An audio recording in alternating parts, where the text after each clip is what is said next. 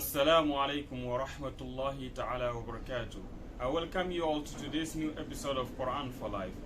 In our previous video, we talked about Mawsool waqfan, and inshallah today we are going to continue with the discussions regarding Mawsool waqfan.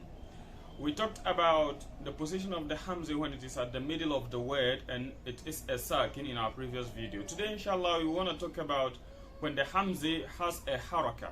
What are the rules regarding that particular condition? Now when the hamza is having a haraka and the letter before it also has a haraka or it is a sakin, there are four major rules. One, tasheel. The second, ibdal. The third is to make knuckle with isqat, and the fourth is to make knuckle without isqat. Let's take them one by one. Tasheel. Tasheel is to make something lighter or easier.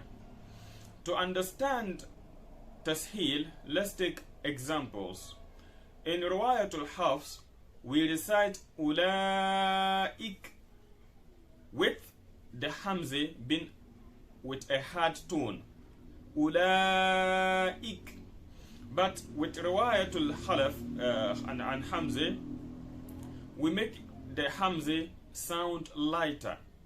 How do we do that? Listen to it.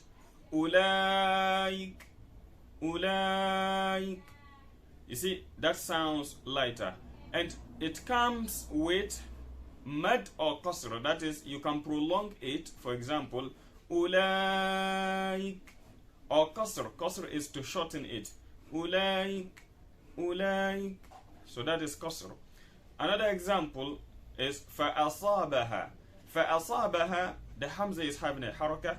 The letter before it is also having a haraka. فَأَصَابَهَا, if you want to make a stop on it, you make tasheel on the hamza. So it becomes فَأَصَابَهَا. فَأَصَابَهَا. You see, it is lighter than فَأَصَابَهَا.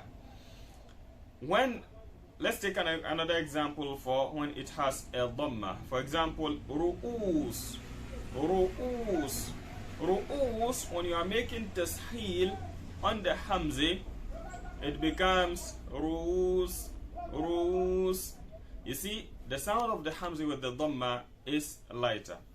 The second one is ibdal. Ibdal is to make a change. I believe in our previous videos we discussed some of the rules regarding making ibdal. We said that when the hamza is the hamza, the preceding letter or the letter before the hamza is in the kisra, then the hamza is also in the fatha. We change the hamza to ya. For example, sayyi'atihim. Sayyi'atihim, the ya is in the kisra and the hamza is in the fatha form. So we change the hamza to ya. So it becomes sayyiyatihim. In another example is in another example is fi'ah. Fi'ah, the fa is kisra, the hamza is fatha. When you make ibdal, it becomes fiyah. Fiyah. Let's take an example for dhamma. When the letter before the hamza is dhamma, for example, tu'akhidna. Tu'akhidna, ta is with dhamma. Then we have the hamza which is in the fatha form. When you have that, you have to change the hamza to waw. So tu'akhidna, when you are making a stop, becomes tuwakhidna. Tuwakhidna. Now the third rule is knuckle with isqat.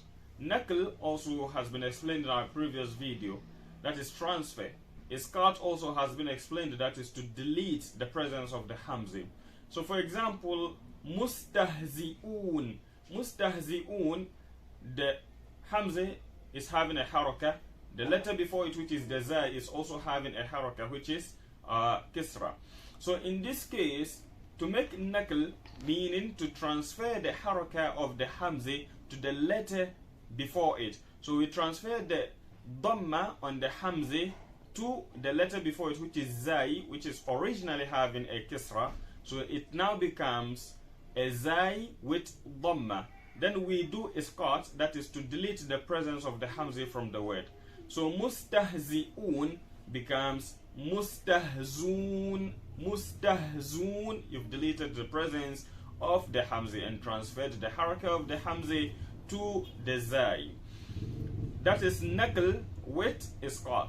Then naql without isqat, for example, Quran, it means you're going to make a transfer of the haraka of the hamzi to the letter before it without deleting the presence of the hamzi, or you make a change of the hamzi to a mad alif. For example, Quran.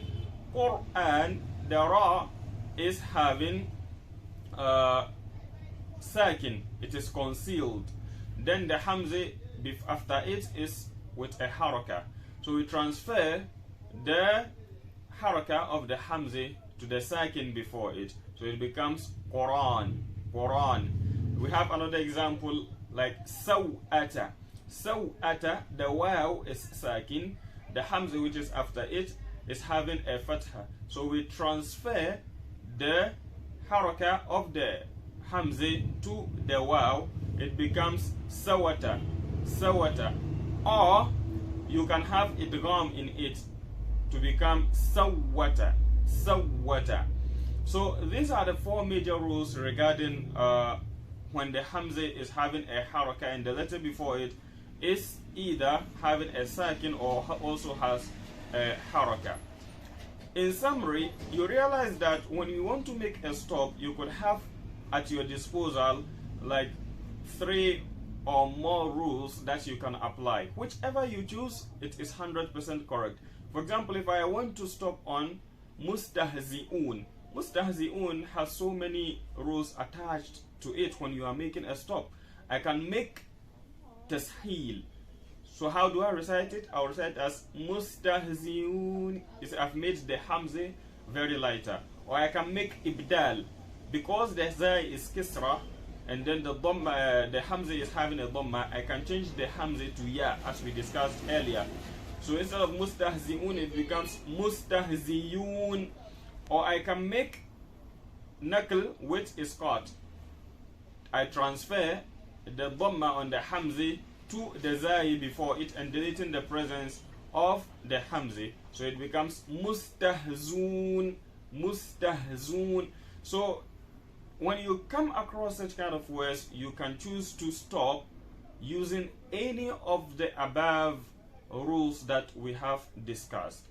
See you in our next video, and inshallah we will treat Mawsool, also waqfan, and realize what are the conditions or the real rules also regarding those particular conditions. Jazakumullahu khairan, wassalamu alaikum wa rahmatullahi wa barakatuh.